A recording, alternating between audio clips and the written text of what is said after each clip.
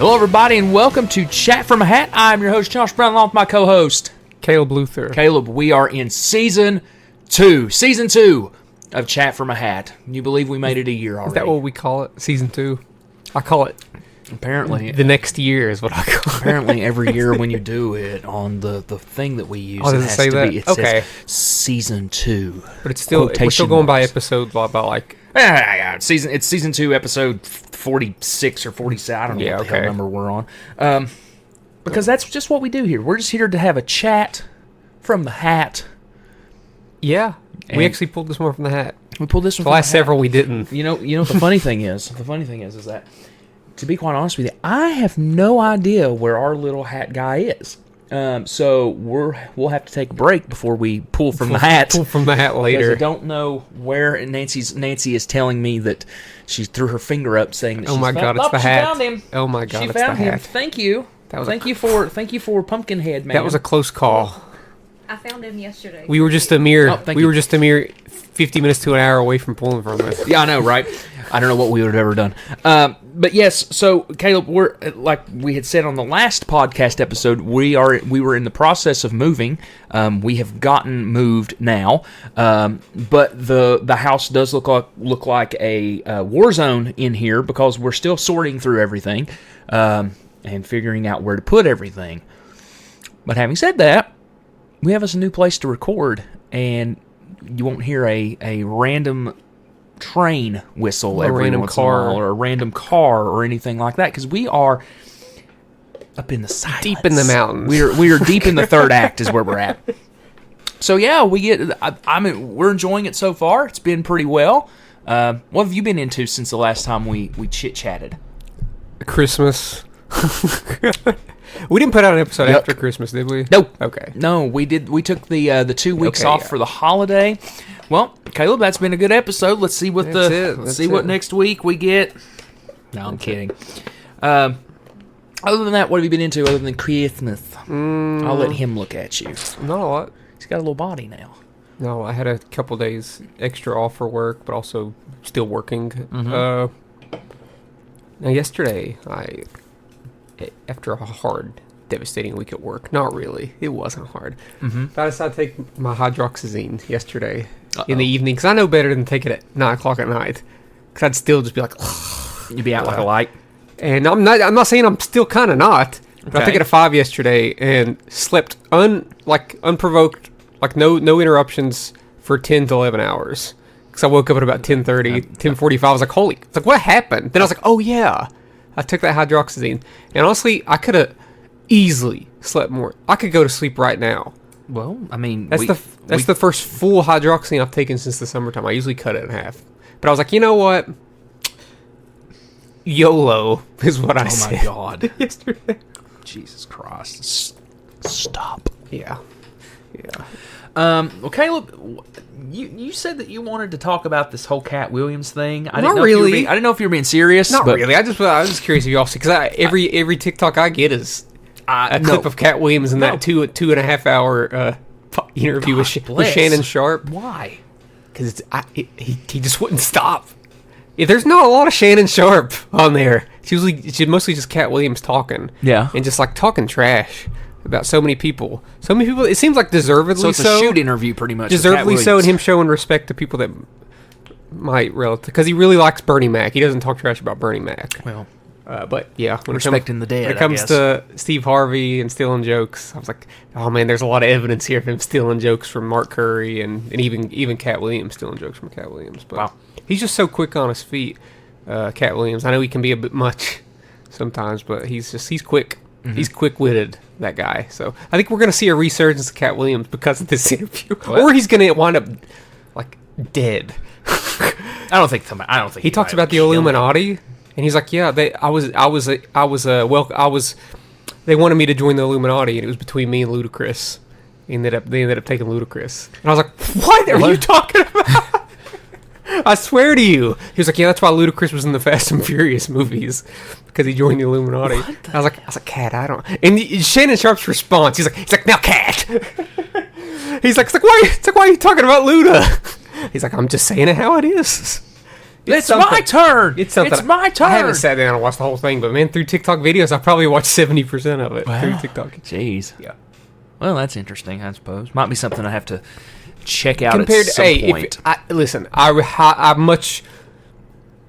I recommend that over watching the new Chappelle special, which you always want to see someone grow and do better. But I watched about 10 minutes of that, and I was like, nah, this isn't funny. Yeah.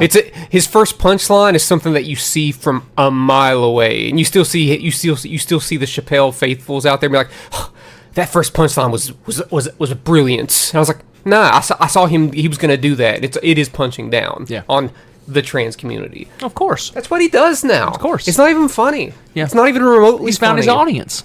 No, it sucks. He's found his audience. It sucks. I haven't watched the whole special because why? The first 10, 15 minutes, I was like, nah, sorry. And it sucks because he used to be so funny. Like seriously, about 5 years ago. And I even liked the one special he did that was like 25 minutes on Netflix. That wasn't funny. It was serious. So he still got it. He's a good storyteller, but geez, it's like he's just going all in just because... Because reasons. On transphobia, just because people are clapping back against them. He's like, I'm going to keep doing this even though it's not funny because my audience is going to like it. Yeah. Of course. I recommend the Cat Williams interview over that. That's funnier. He found his audience. His audience. Maybe one day he'll... I don't know. I doubt it. It's Dave Chappelle. I doubt it. So if you're still listening after us cutting down Dave Chappelle, which is fine because you're the audience that we're going for, I guess. I forgot. We saw the Iron Claw. We did over right before New Year's. And we got to do something really cool in that regard. We got to see it with the Mouth of the South. Jimmy Hart was with us when we got to watch it. Was cool. If you know who that is, then you know that he's probably one of the greatest wrestling managers of all time. He came in for a show for ASW for us, and I got to spend the whole weekend with Jimmy, off and on. One of the nicest people you'll ever meet in your life. Like he was. That's the first time I met him. Yeah, he was super nice. He was cordial. Yeah. He was just all the time trying to pay for things and do this and do that. And he just so sweet, such a sweet man. Nancy worked his table and they talked all night about anything and everything. So if you're out there and you're listening and you're a wrestling promoter, book Jimmy Hart. I'm telling you, you will not regret it. Yeah, and the movie was pretty good too. Mm-hmm. Actually, I actually want to watch it again when it comes to streaming. Yeah, because it's worth another watch. Yeah. I think my parents would like that one. I hate to keep bad mouthing the SSRIs that I take, but if it wasn't for those, I might would have cried at the end. Because even I see TikTok videos where people quote what Zac Efron says at the end of that movie, by all accounts, that should be a tear-jerking moment, but my brain just can't allow it. But I'm excited to watch that one again, and I watched Wonka before that. I liked Wonka quite a bit, way more than I expected. That was a fun one. Did I tell you I watched Saw X? No. I watched it. Because it still has Why? Because it got good reviews. It's got an 83 on Rotten Tomatoes. But why? Because it's good. It's torture porn. No, it's good. It's good. It's actually really, really good. Until it's not. Well, there you go. No. I'm telling you, the first 30, 40 minutes, I was like, it's like, am I watching a Saw movie? Because it's all character driven about John Kramer. Is that his name? Whatever. Sure. He's the Jigsaw guy. Sure. And I guess it takes place between 1 and 2 or 2 or 3. And it's about his cancer diagnosis and how he wants to beat cancer. Mm-hmm. And it's good. It's like... Until it's not, though. No, even whenever he takes the people in to hold them hostage or whatever, there's a reason behind him. You know what? He's got a point. He's got a point with these fools. They deserve this to some extent. And it's not elaborate in the way that the other movies are, where the little puppet comes out on his tricycle. Mm-hmm. He's only in the movie for a second. It's mostly John and his assistant who's in the early movies. They're in the room with the people, explaining to them. They're so it feels very intimate. But the final third has a twist. It's this kind of sucks. This twist is not good. It's not a good twist, but it's probably the best Saw movie, honestly. So better than the first one, though. Yeah. Those early Saw movies have this frantic editing when it comes to the traps that is vomit inducing, and it doesn't in this one for a second, but it's not real. It's him pretending he imagines that someone in the hospital is going to rob this guy that's sick, and he imagines that and what he's going to do to the guy, and does fast editing but it's not real. The guy ends up not doing it, and John Kramer's like, "You made a good choice. You made a good choice." Yeah, I watched a lot of. 2023 was sneakily the year for mainstream slashers. Mm-hmm. That kind of. Cause I also watched Thanksgiving, which was fun and funny. Probably my favorite Eli Roth movie. So, but now we're in the new year. We're in the new year now, and I still have some 2023 movies to watch. If I'm being honest with you. That's okay. Yeah, they come out weirdly at the end of the year. Sometimes they don't go wide till like the 12th or something. So yeah. All right, well, Caleb, we have talked enough about the past. Let's talk about the current, the distant future. past. Oh, but 50 years ago, 54 years ago. Yeah. Right? No. 44 years ago. 44 years ago. My God, Caleb. Jesus Christ. To me, it's still 20 years ago. Yeah, kind of, yeah. We're in 2000, right? All right. Well, Caleb, we're going to take a quick break, then we're going to come back, and we're going to talk about our topic for Season 2. Then we're back! All right. Caleb, we are going to talk 80s albums Part 2. Now, if anybody has listened to the first 80s album... Or the 70s or the 90s. Or the 70s or the 90s, yeah. You know the way that we're going to do this. If you haven't, though, we'll fill you in. Go back and listen to those old episodes. All right, let's go. So, Caleb, what's your 1980 album? Hold on. If they haven't watched the episode, if they haven't seen those episodes, go back and listen to them, not and then come necessarily. back. Maybe this is their first episode. No. We can't choose the same artist twice. We can't use the same artist twice. Wait a minute. Okay, okay, hold on. I definitely used the same artist. Okay. I'm not even going to lie to you. It's mostly the same artist as last time. There's such a high influx of albums in the 80s that they all put out. Same. If I'm being honest with you, I hate to be like anticlimactic, but most of these are the same. I'd say like 70% of them are the same artist that I used last time. I branched out a little bit. I guess let me see how many I didn't that were different. Yeah. 1. I gotta look. 2, 3, 4. Okay, actually, only half of mine.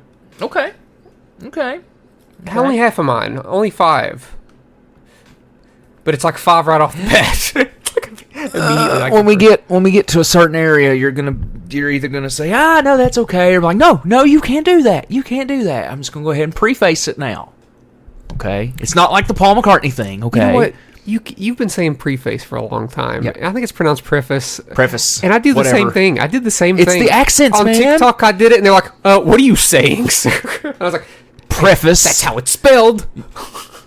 Preface. Preface, because I'm a prefacer. Yeah, I look at everything else before the face. You probably will do something that's going to be cheating, like you always do. I don't think necessarily it's cheating. And when we get there, I'll explain. Well, this album's called Billy Joel and Friends, not Billy Joel. I mean, you already know what the Billy Joel album on this list is, so sure. We talked about it in the car. So actually, I don't remember the name of the album. So An Innocent Man. Well, we'll pop to number 83 first. 1983. No. We'll get to it when we get to it. Okay. 1980. Caleb, go ahead. 1980. This is Since you always go first. This is a repeated artist from last time. Obviously, a different album. Kate Bush. Yes. Is it? Yeah. Okay. Yeah. 1980's Good Kate guess. Bush. Her album Never Forever.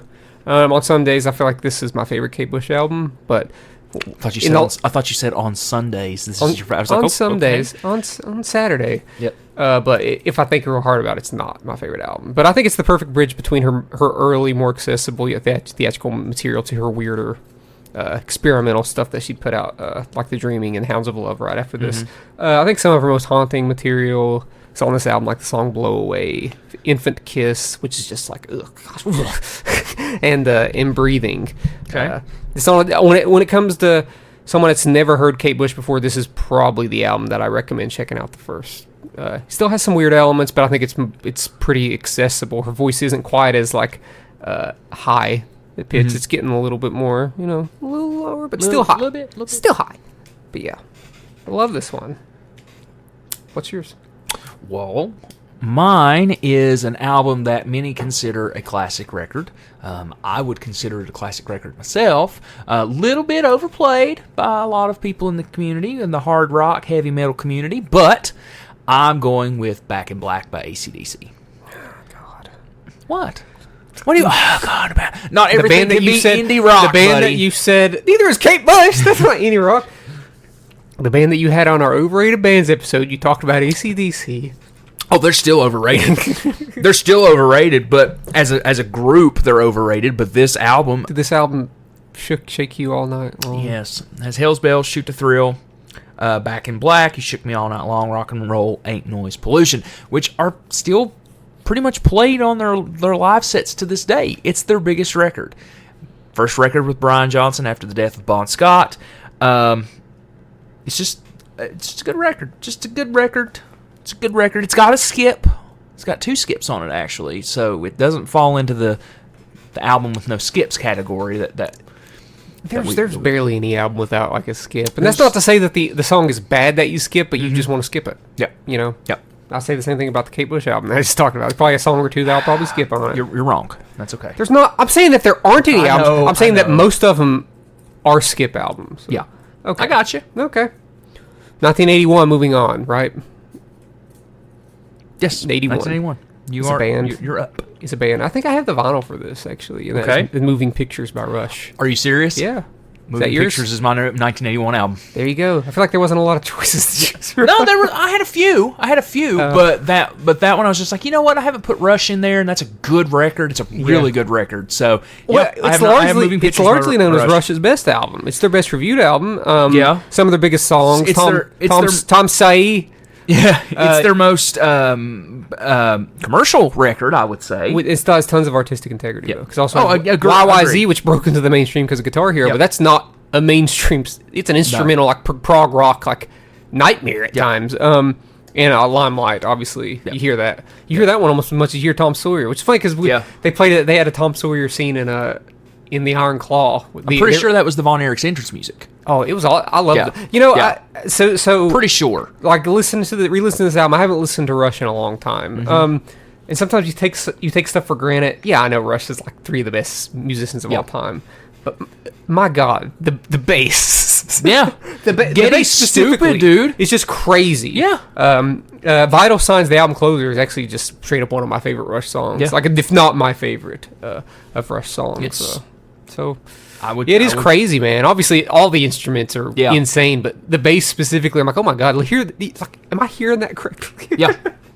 Gosh. I mean, same thing with YYZ. It's the bass is stupid in that. Yeah. Like, you're like, what? Even the bass being in Vital sounds like do do do do do do Yeah. do. Yeah. Yeah, it's crazy. Is it commercial? Yeah, it's still a great freaking record. It's commercial for Rush. Yeah, yes, yeah. You know, really kicked off the 80s Rush sound that didn't really stay with them. Well, I think the album before that kind of did. Oh God. Yeah, it had Permanent Waves. Was that it? Permanent Waves? Yeah, it had Free Will on it. Yeah, Permanent Waves was. So there was that started like their more. They had a lot of synths and stuff like that. But yeah. But yeah, good. Well, it's good. It's a good album. I think I got it on vinyl. So I need to pick it up on vinyl. Honestly, I got it there's used. a few. I got There's it a few used on Rush vinyl. records that I need to pick up on vinyl. Well, you're 1982 because I had the same thing. So cool. It doesn't happen very often. That doesn't happen. I don't think we've ever had that happen. Yeah, we did in the 70s. Oh yeah, with Billy Joel. I don't know about in the 80s though. I don't think we did. 82, another repeat artist is English Settlement by XTC. Okay. Just like the Kate Bush album, if you catch me on the right day, I'll tell you that this is the best XTC album.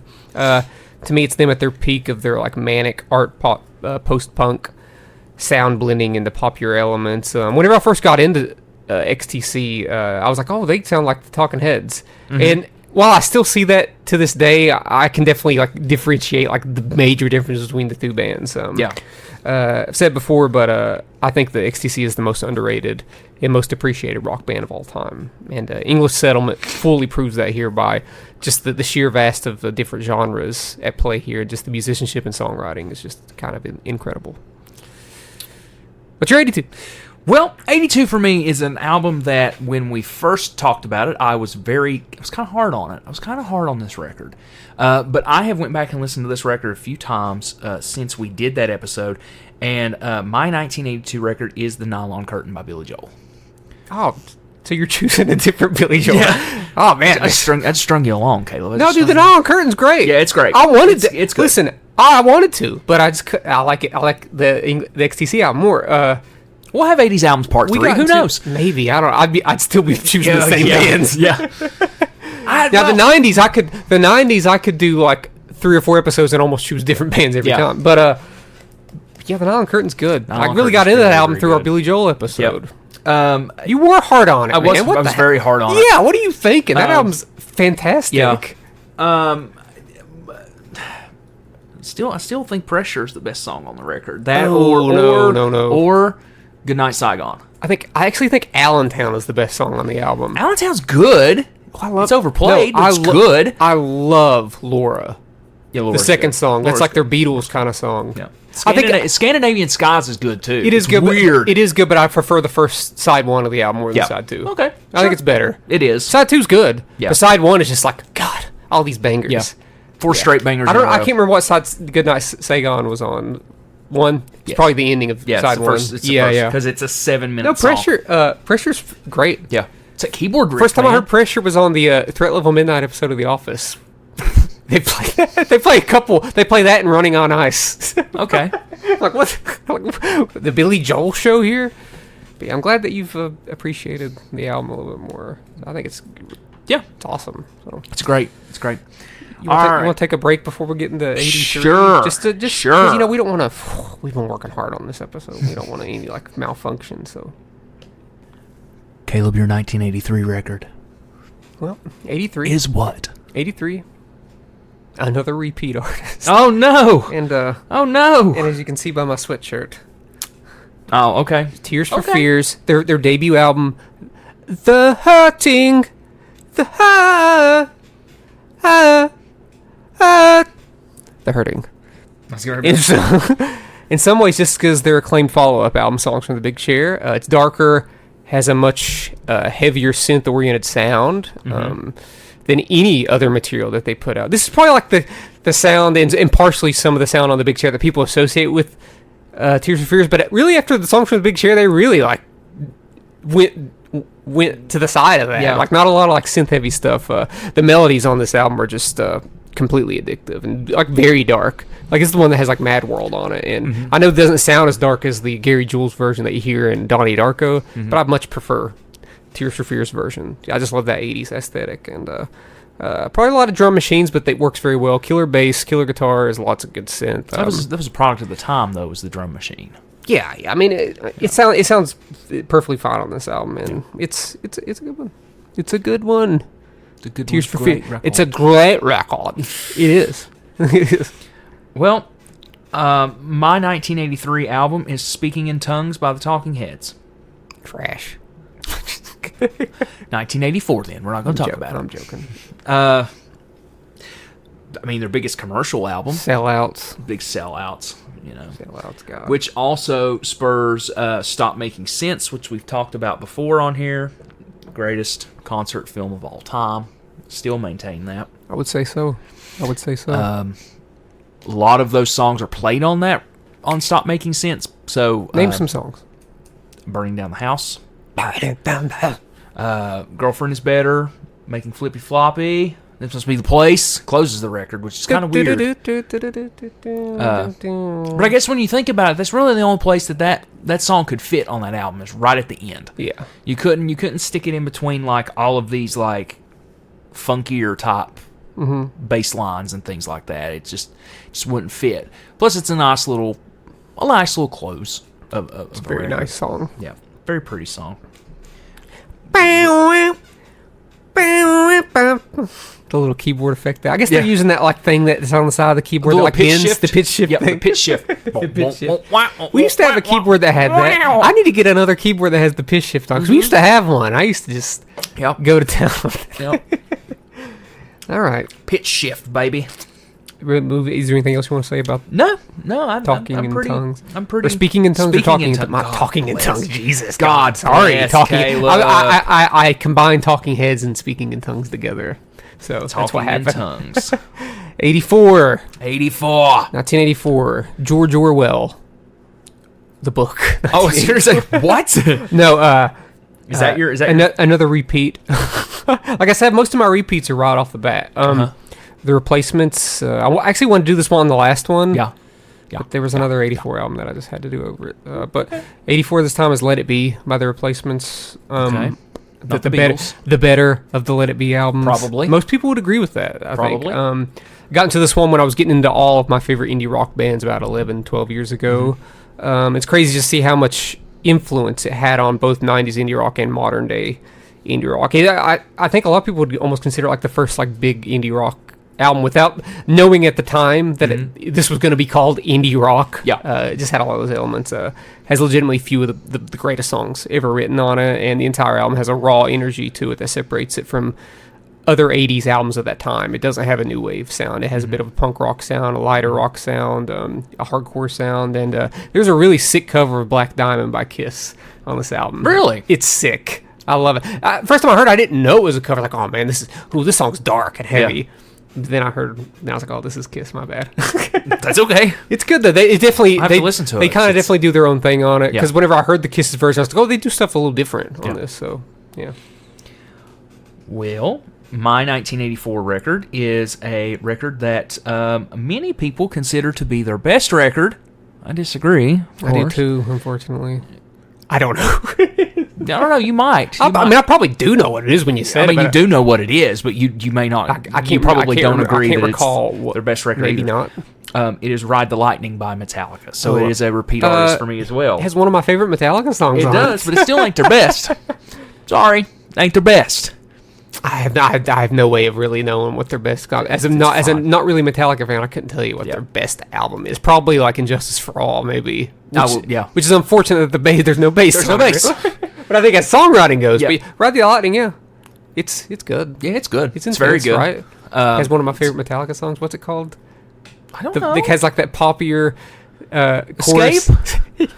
You like Escape, Caleb? I do. Escape's a good song. I don't know why James it's one of their Hetfield only hates it songs so bad. that is their chorus is in like a major scale. So I think it's the only song where the chorus is in a major scale rather than a minor. Yeah.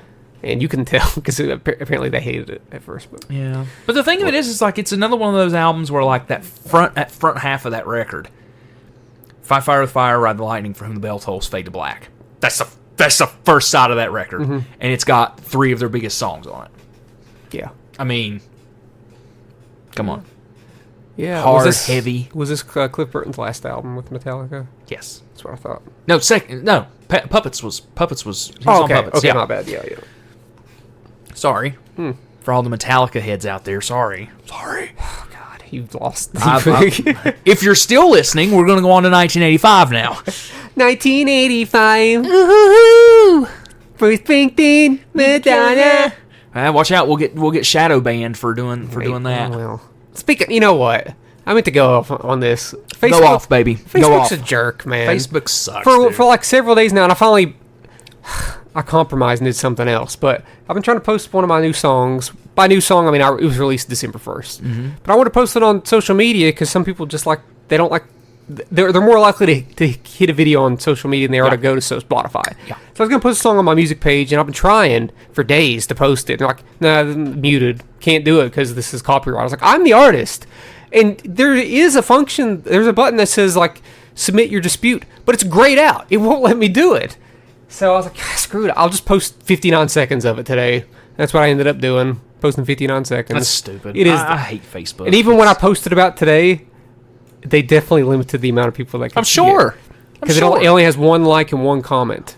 And I was like, Jesus. If it makes you feel any better, So- I haven't seen it today. Exactly. On Facebook. See, my friend Erica did see it, and she commented on it. She's like, this one's not shadow banned. And I was like, I use the term shadow banned loosely. Yeah. By that, I mean, like, they very much limit who sees Yeah. it. Clearly. Because it only has 1 like. Clearly. And there's some juicy stuff in that status. And people would have seen it, but. Okay, moving on. 1985. 1985. Woohoo! Another Sade. Didn't we just leave that party? Another Sade album. Okay. She found her way onto my last one somehow. And I'm definitely not as well versed in her music as I'd like to be, other than her first 2 albums. But this was the first album I got into by her. Mm-hmm. And the opening song, Is It a Crime, is just straight up one of my favorite songs, period. Song as well as all the others is just some of the nicest sounding smooth jazz pop you'll ever hear. You can almost hear something kind of different, especially with the length of the songs being like anywhere from like 4 to 6 minutes. There's a lot of room for different atmospheres of sound, especially if you listen with headphones on. So recommend that. There's for a lot of people that don't that say they don't like jazz. There's a lot of really good like starter smooth jazz albums. I'd recommend Sade, obviously the Steely Dan album. So whenever someone says they don't like jazz, I'm like, do you really not? Like, do you associate it with elevator music? Because you maybe should listen to a Sade album, and you'll see the more soul and R&B elements in it. But this is definitely jazz. So just deal with it, folks. Quit being a prude. Just deal with it. Dislike blues like a regular person. God. What's wrong with blues? You know I'm not a big fan. Oh, shut up. Shut up. You know me. Shut up. All right, repeat artist. Here we go. Oh, man. Yep, my 1985 is Asylum by Kiss. God. 80s glam metal to Awful. the umpteenth degree. What was I going to say? I lost my train of thought.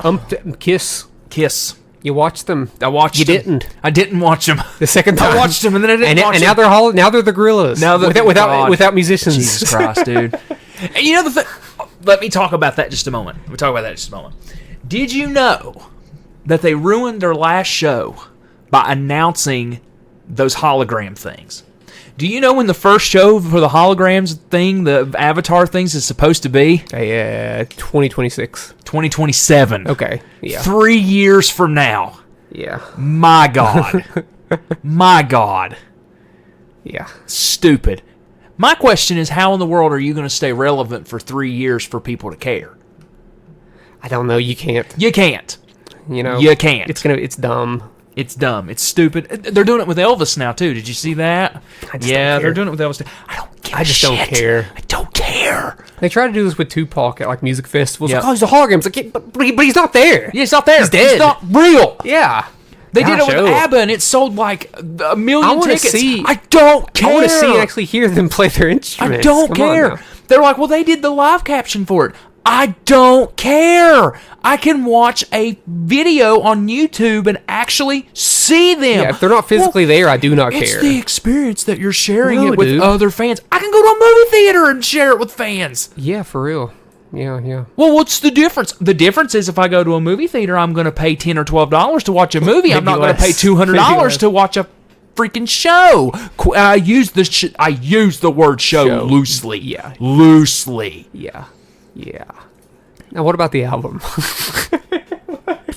I don't even want to talk about it. Moving on. What was the album again? Asylum. It's Asylum. It's got some of my. Honestly, it does have some of my favorite 80s Kiss songs on it. It's got Who Wants to Be Lonely and Trial by Fire and Tears Are Falling. Got some, like I said, some of my favorite 80s Kiss songs are on that record. But again, it is glam metal to the utmost extent. Yeah. But Bruce Kulick's solo in Tears Are Falling is just glam metal. Are you just using that as a term for hair metal, or is it really something different? Is glam metal and hair metal is considered like a sissies? No, I'm joking. It's sort of a bad word. I know, but it is hair metal for good reasons. It's hair metal. The genre sucks. Folks, I'm not a big fan of the genre. Not a fan. Not a big fan of the genre. Motley Crue? I don't care about I don't care about Poison. Don't care about Motley Crue. Guess what, guys? If you like Motley Crue, I don't care. They suck. That movie, They're The not Dirt, good. sucks. I don't like them. It sucks. I'm not a big fan of Poison. Not a big fan of Motley Crue. Not a big fan of. There's literally like one hair metal. I'm gonna call it hair metal. Don't care. There's one hair metal song I like, and it goes hard. It always does, and that's Round and Round by Rat. By Rat. It's a killer. That song. That's it song. though. The rest of them suck. I'm joking. There are some songs I don't like, but No, they suck. as a genre, I don't love it. They suck. Yeah. Obviously we will be making a companion playlist with this. I've already put my songs together. I'll send you the thing. Sure. So you can put your songs on there. So.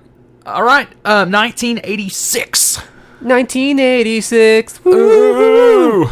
For some reason, I always feel, even on the last episode, I was like, do I want to put this band there? Because there's a lot of backlash behind this band. I'm like, is there really, or is it just the singer? Because I think this band is still viewed as like one of the best bands of the 80s, and that's the Smiths. A lot of people hate Morrissey for good reason. Sucks. Yeah, dude, he does suck. He's a shit human being. And he might be the worst thing about the Smiths. But The Queen is Dead by the Smiths, no doubt, is my favorite Smiths album. I think it's a great album. Wonderful melancholy songwriting with intricate guitar parts. Like Johnny Marr's guitar parts just sound so good. And that goes wonderfully well with the very underrated bass, which I believe the bassist died this past year for the Smiths. The bass parts in these Smith songs are just awesome, and this album, I've always really, really liked this album, and you should too. It's not hair metal, that's for sure. I think a lot of people would also view the Smiths as sort of like a indie rock sounding of the 80s, choosing that over a new wave kind of sound, because they're not really new wave. There's a lot of post punk to their sound, and just I don't know, a lot more. No, it's not a lot, not synth heavy. So very guitar, bass, and vocal heavy. So. My 1986 record is a band that hasn't shown up on the list yet, so on any list so far. Oh, so man. they're just pretty like new. Rush. And it's A Kind of Magic by Queen. Really? Yes. What's on that? Yeah. Ooh, well, if you give me a minute, I'll tell you. It's kind of like this. It was used a lot for the soundtrack of the Highlander movie. Okay. Oh, okay. But it's all Queen. It's all Queen. Yeah. But it's got One Vision, A Kind of Magic, Friends Will Be Friends, Who Wants to Live Forever, Princess of the Universe. Yeah. I mean, it's got a lot of hits on it. Got a lot of hits. I guess. It's got a lot of good songs. Really like One Vision and Who Wants to Live Forever. It's a great song. It's a great song. Friends Will Be Friends is pretty good. It's okay. I have an unpopular Queen opinion. Okay, go ahead. Queen is actually great. And they have like some of the greatest songs ever written, no doubt. Okay. I'm not like sold on the fact that they have like a great album. I would say this is a really good I know a album. lot of people would say like A Night at the Opera, but even as I listen to Night at the Opera, I'm like, I'm skipping several songs on this. So I would say give you think- A Kind of Magic. do other people agree with that? Or is that just a you thing? Let's see. What's it called? A Kind of Magic. It doesn't have really great reviews. Oh god, yeah, exactly. A lot of their albums don't. But I mean, the songs that are on, I swear to you, One Vision, A Kind of Magic, Who Wants to Live Forever, Princess of the Universe, Friends Will Be Friends are good songs. They're good songs.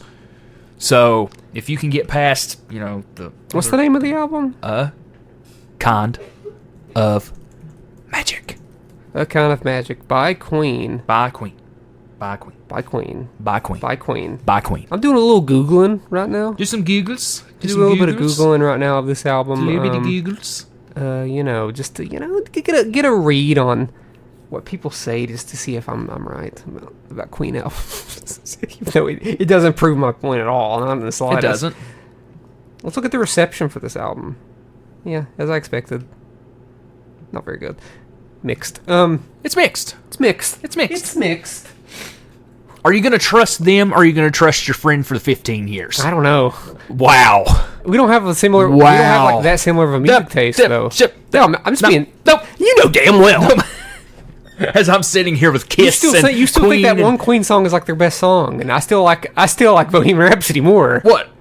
Innuendo? Yeah, It is. Nah. It's their best song. No, it's their best No, song. that's crazy. It's without question. Nah, without dude. question. See, It's not without a- question see, their best song. That's Bohemian Rhapsody's most overrated song on the planet. No, it is I not. swear to no, you. it's not. It's overplayed. It's not overrated. It's incredible. The movie's not good, It is incredible. but the song is amazing. It is incredible. It is an incredible song, but it's overrated. Nah, dude, It's overrated and overplayed. Sorry. It is. Nah. Queen has way better songs than Bohemian Rhapsody. We gotta take a break. My God, we gotta take a break so we can cool off, and I can eat a piece of chocolate because this is just getting too intense for me. 1987, Caleb. What you got? I've cooled off from that Queen take. You. Innuendo's still the best song. And I follow that up with an album that I really don't love that much. If I'm being Ooh. 87 was a tough year. Okay. I could have just like thrown in like Joshua Tree that I remember you put in Joshua Tree on the I did last put in one. Joshua Tree. And I was I like, did. I'm still not that passionate about Joshua Tree. You're wrong. I'm not a huge I know. U2 guy, but I know. do think they're I know. great. It's okay. And this next one I do like. It's just I don't like as much as my other albums on here, and it's a Dinosaur Jr. album. I believe it's their Okay. debut album called "You're Living All Over Me." Yeah, no, I don't love Dinosaur Jr. I had a chance to watch. They played it the Loud in Huntington like last year. It sold out like immediately. And I didn't even. I was like, oh. The thing is that their singer is so lethargic and like doesn't try. And I'm like, I don't know if I want to see that. He's an amazing guitarist, but I'm like, do I really want to watch that? And they have so many albums that I just don't care about. But this album seemed like the best option for 87. Okay.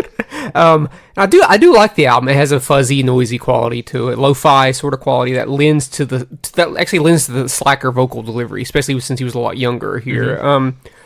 I got into this one also when I was getting into all of my indie rock bands, but I guess they just never stuck to me like a Pavement or a Built to Spill or Superchunk. Yeah, I never got into Dinosaur Jr. the way that I got into these other bands. But I mean, this one's solid. It's I think it's largely still considered one of the better indie rock albums, especially for its time as like a pioneer.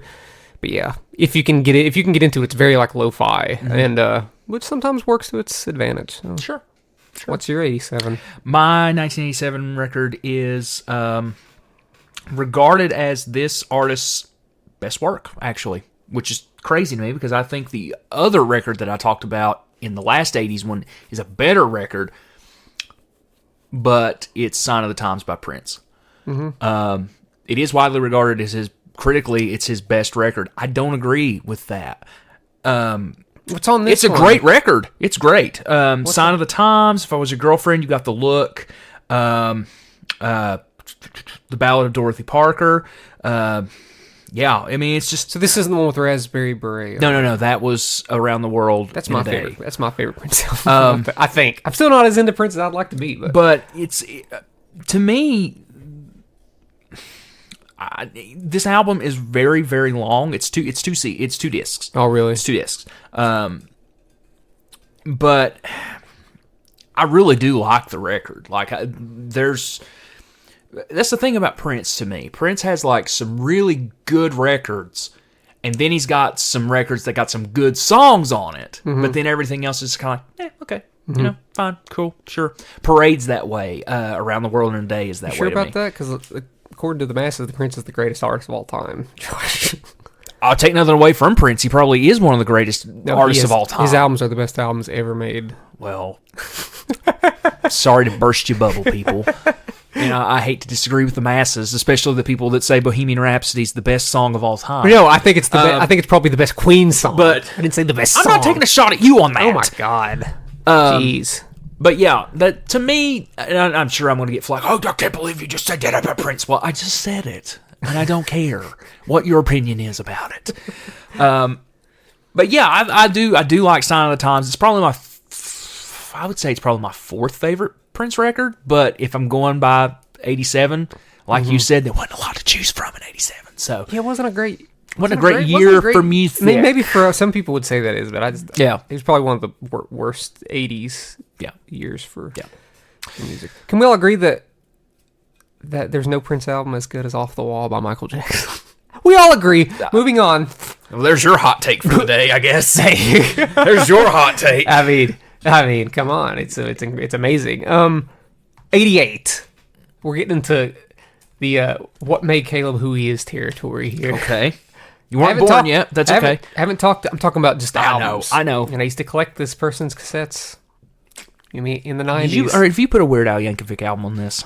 I did. I did. It's Even Worse, which is the... Did you put you... Oh, I thought you... I was going to say... Never mind. Even, I was talking about... No, Even Worse, the album, which is the album cover parody of Bad. I was going to say, yeah, doesn't it has have Fat on it. Yeah. But yeah. Weird Al was my favorite artist between the ages of maybe 6 and 10. I have no argument Shaped there. a huge part of my life and my love for music, and I haven't really talked about him much on the show. But this one, Even Worse. We're going to do a Weird Al retrospect at some point. Maybe we might put that in the hat.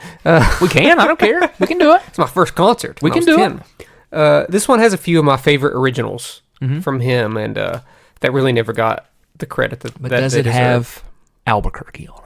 It does, and that was about 11 years later, which I also really like. Running for Scissors. Do like that song. I like Running with Scissors too, but I unpopular opinion for me is that I actually prefer his originals over his parodies. I much prefer his originals over his parodies. His parodies are hit and miss for me. A lot of his parodies, I'd just rather listen to the regular song. You know? I'd rather listen to Bad than Fat. Yeah. Fat's goofy. Yeah, Fat is goofy. It's got a great music video, but it's goofy. Yeah. Melanie, one of his original songs, is a style parody. Because he'd do these style parodies without being like a direct parody. Right. And the style parody for Melanie is sort of like a Tom Brady. Tom Brady? Is he throwing the football? Tom Petty and the Heartbreakers, and it has some of his darkest lyrics. And Velvet Elvis is a pitch perfect, the Police style parody. It's even a better parody than their parody of King of Pain. Just drop something. I didn't do anything. Something happened. I don't know. That was me saying that it was better than the King of Pain parody, which is the King of Suede. King of Suede. No, but Velvet Elvis is an awesome The Police style parody, and the album ends with Good Old Days, which is a style parody of James Taylor, and easily one of his most upsetting yet nice sounding songs lyrically. This is a very, I don't know, he just like tortures people in that song, but it sounds nice. Yeah. It sounds like kind of like Fire and Rain by James Taylor. Yeah, some demented stuff. That was the worrisome thing. Would you say it's even worse? I guess because his album before this was called Polka Party, and it got bad reviews and didn't sell well. So he's like, the next one's going to be called Even Worse, which that's largely regarded as a much better album. That's humorous. Yeah, that's pretty good. That's pretty Weird good. Al. We're gonna dig into him one day. What's his best album? Is it Bad Hair Day? I don't know. Could it be? It's Alpocalypse. No, that had his post 2000s albums didn't like as much. Yeah, they're just kind of. But I really liked his last album. I really liked his last album. Yet again, what was it called? Mandatory Fun. The last song on that album is Jackson Park Express. It's about 10 minutes long. It's sick. But yet again, the originals are far better because once you get into modern music territory, I don't like a lot of those modern songs, so why would I like the parody? It has the same music, and I'm just like, I don't care about blurred lines. I don't care about blurred lines, even though it's called word lines or whatever. I don't care. Yeah. I don't care about the Lady Gaga parody, Born This Way. I don't care. Weird Al Yankovic. What's your 88? Okay, my 88 album is the album that I was talking about. Okay, that you're either going to say, "Oh no, you can't use that." This is going to be a you cheat. Can't. My God, It's not a cheat. It's not. Kind of. It's a compilation. It's not a compilation. Okay. No, it's not a compilation. Okay. And it's technically a hybrid record. Oh my God. Okay. It has studio tracks and it has live tracks on it. Oh no. Okay. But it is Rattle and Hum by U2. Okay. Okay. Whatever. You have no idea what I'm talking about. No. do you? Okay. Rattle and Hum was an album that consisted of live tracks and studio tracks. Mm-hmm. Okay. But it was a soundtrack technically for the Rattle and Hum movie about U2, about the Joshua Tree tour. But they recorded new music for it. But at the same time, some of the songs that are on it that are live songs are new songs. Does that make sense? Yeah. Okay. So the reason why this record is on there is because it has probably one of my favorite U2 tracks, and that's All I Want Is You. It's a beautiful song. Makes the record for me. But there's your favorite musician, B.B. King, is on it. Is he my favorite musician? since you love the blues so much, B.B. King's on there. I love the blues. But it opens with a cover of Helter Skelter, which I hated this for the longest time. Longest time. I went back and listened to it not too long ago. And I was like, man, that's pretty good. Fine. That's pretty good. But this was at the time when U2 were starting to get stagnant. And people were starting to turn against U2. Because it was getting ready to be the... Then they released Octane Baby. And what got them like the flack is when the show opens, they open with Helter Skelter, and Bono says, "This was a song that Charles Manson stole from the Beatles. We are stealing it back." Like they were saying they were the second coming of the Beatles. That's not how people should interpret that, but that's how they interpreted it. And they weren't seen favorably in the public eye after that very much. Now, having said that, Ever again. I think the record is really good. Yeah. I think it's good. I think the original songs on it are amazing. I think Desire is great.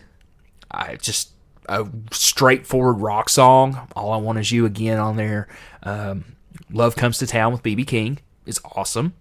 Yeah, and some of the live tracks. There's a cover of All Along the Watchtower on there. Yeah, a live version I still haven't found what I'm looking for is on there as well. So yeah, I really do like that record. I know a lot of people kind of give it flack, but I think it's a good live record / studio / whatever you want to call it. It's a hybrid record of some things. Speaking of hybrid, real fast, I want to take a side note, and we'll talk about it on the air, because if we don't, I'm going to forget. Was Nathan, our buddy Nathan, who passed away, was he a Linkin Park fan? He liked the first album or two. Okay. I think. Okay. Like most preteens. The reason why I asked is because when I the retro consoles that he gave me, the Xbox in there, I was like, I wonder what music's on this. I just wanted to, look and be, it was like, oh, this is what he had on there. Just, some of the music that he listened to a lot. Yeah. There was one album on this Xbox. Was it Hybrid Theory? It was Hybrid Theory.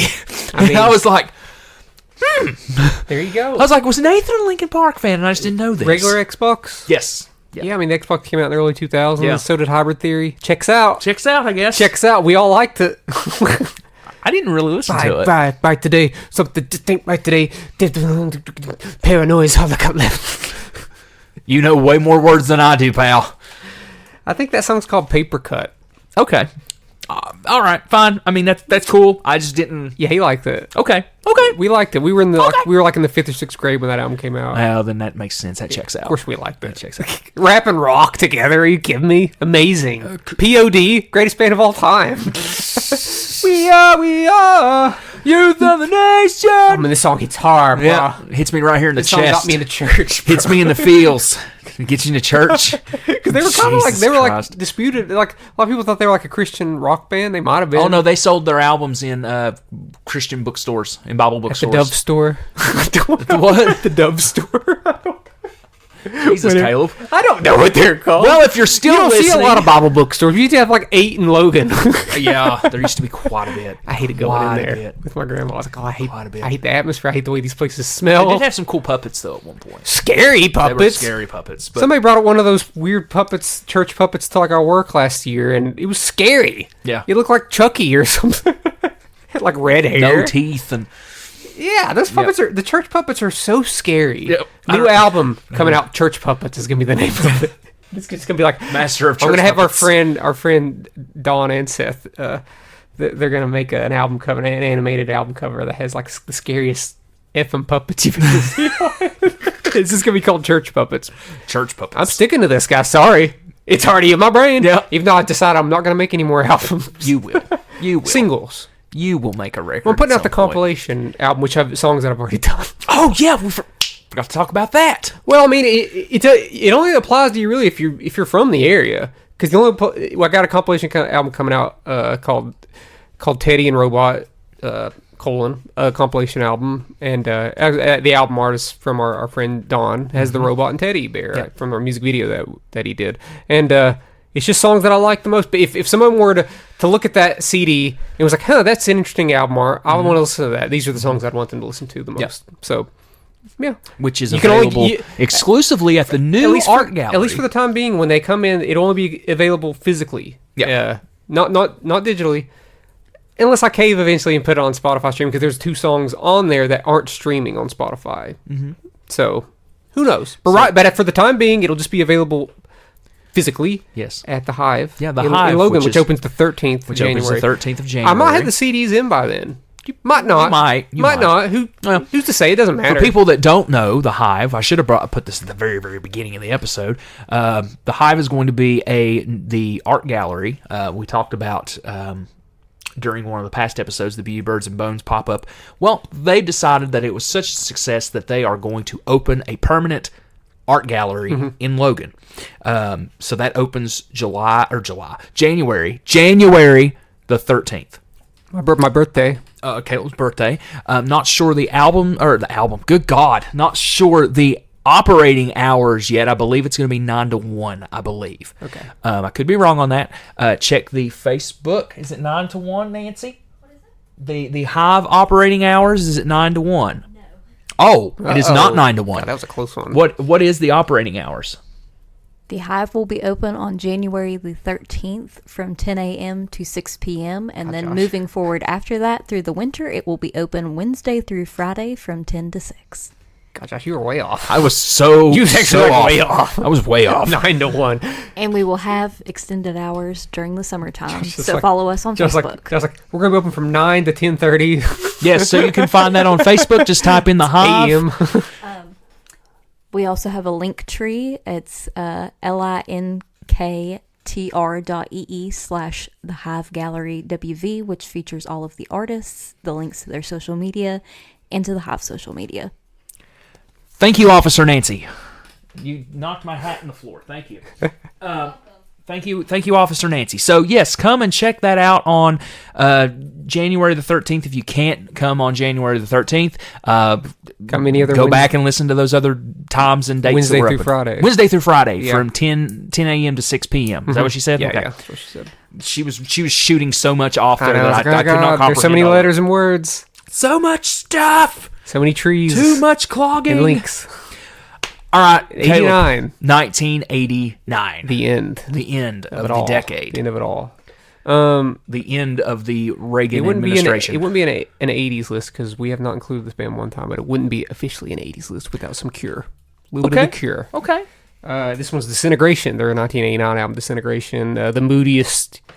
The Cure, moodiest the of moody. moodiest Cure album, featuring longer songs with a more dream pop aesthetic. Even revisiting this album the last couple days, it's not heavily vocal oriented. Yeah, but there's a lot of Robert Smith vocals, but the songs, you get a lot of 7-minute long songs which are just building atmosphere, instrumental atmosphere. Even like their song, like a Love Song, which was covered by 311 eventually. You know the song, Love Song.